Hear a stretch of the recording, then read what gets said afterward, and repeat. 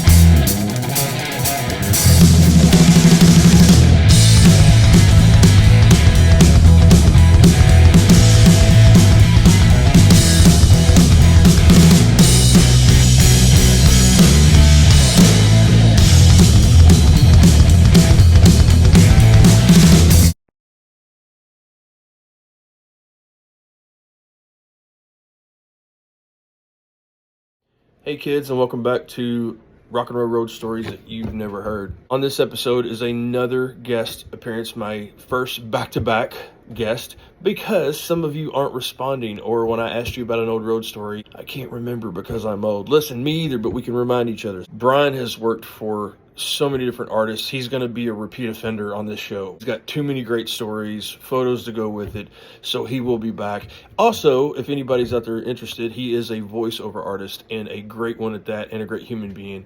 Reach out to him for any of those services you may need. This episode, a lot of us road dogs can identify with, as we all have the very similar stories or a one particular story about traveling. Rock and roll lifestyle is not for everybody, but and this is one of the road stories that will make you think if you want to be a road musician, because these are the things that we go through. This story includes the Jim Blossoms, Chrissy Hine, and my boy ZZ Top. So he'll tell you the stories. He's got a little bonus story in there for you, again, in the theme of traveling and all the wonderful, wacky stuff that us musicians go through. At the time of filming this, just a few hours ago, I learned of the passing of Mr. John Sykes, and he was an icon, a legend, and a king to many of us. Condolences to his family. Tip of the hat to John Sykes, and go listen to some Blue Murder and some old Whitesnake. Celebrate him, and thanks for watching. More stories coming soon. Really appreciate you all. Thank you. Hey, Bryan Allinsmith here. I've been on the road and strolling the stage longer than most people have been alive. I want to talk about a time when I was on the road with the Gin Blossoms. We had just hooked into a short tour with ZZ Top, the Stray Cats, Chrissy Hine, and the Gin Blossoms. I knew that the band was just really excited about being part of that tour. Did the first show and put all the band gear on the back of the ZZ Top semi. Went back to our hotel. And at about 6:30 in the morning, tour manager calls and says, our flights have been canceled. What that meant is if we didn't do something, we weren't going to be part of the tour. Then began the adventure. I got flights. We got to make it to the airport in a half an hour. Whole band, everybody pours out of their hotel rooms. Everybody's got their hair sticking out all over the place and everything. We're going to the airport, throwing $100 bills at the cab. Get there faster. Come on, we got to make it. It really was very unusually. The band also joined in humping gear, threw all our shit on a cart. Jesse was the first guy to make it through security. He had like a big wad of bills in his pocket. There are these guys running around in golf carts all over the airports, flashing somebody, and he's like, flags this kid down. So as each member of the band comes through security, we throw our stuff onto the golf cart, zooming down through the airport. And I have films of this, and the fear in people's eyes, as they were leaping out of the way, speeding to our gate, right? It was like, oh my God, we're not going to make it. It really meant something to Robin that we were going to make it. We hit the gate just as they're closing the door. And Robin had leapt off of the golf cart, and he was airborne before the cart stopped. And he's running, and, he gets to the door.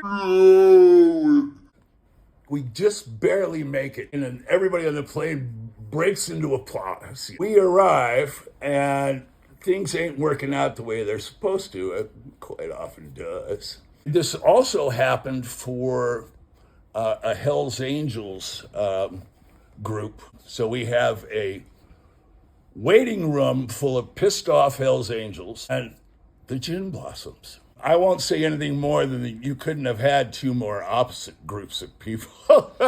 I mean, that in itself was hilarious. You know, the Gins, the Hells Angels, you know, and their guy is pissed off and yelling at the people.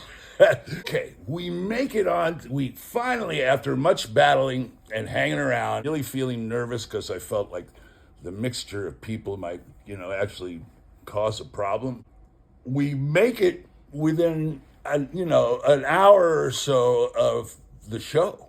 Myself and the guitar tech, the good crew guys that we were, we leapt into a van and sped off down the road. We were breaking all the speed limits. We come cruising in through, up through the backstage drive. Luckily, I had put the band's gear on the truck, the ZZ's truck, so they already had the gear out and ready. We were literally burning rubber into the backstage area, screeching to a halt. We leap out of our van, and the guys have shit ready, and we rush up on the stage and literally made it on time. The band hit the stage when they were supposed to. At all times, the entire day and a half that it took, the show was never going to happen.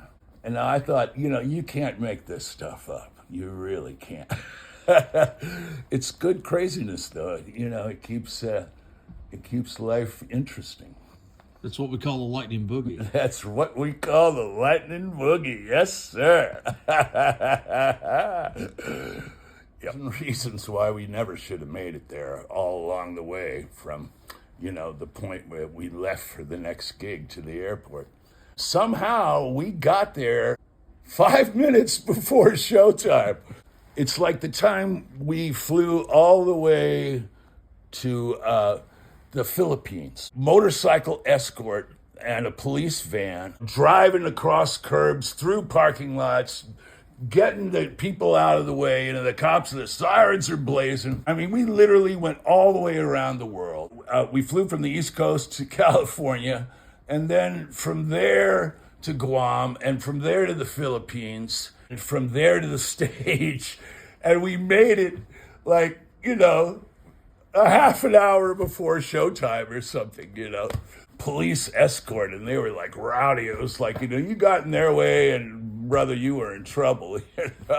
We literally flew all the way around the world and made it within a half an hour of showtime. If we had been a half an hour later, first of all, our show would have been canceled. Second of all, we would have flown all the way around the world for nothing. Noticed hanging around backstage with all the bands on the tour, ZZ, the Stray Cats, and Chrissy, that the Gin Blossoms were huge Chrissy Hynde fans. Fanboys, with Chrissy. And Robin went and got Chrissy's name tattooed on his arm, and I think she thought that was a little strange. I don't always think about it, but of course your favorite rock stars have been influenced by other rock stars or musicians. And, it'd be interesting to know that they are tongue-tied when they, meet those people just like you are.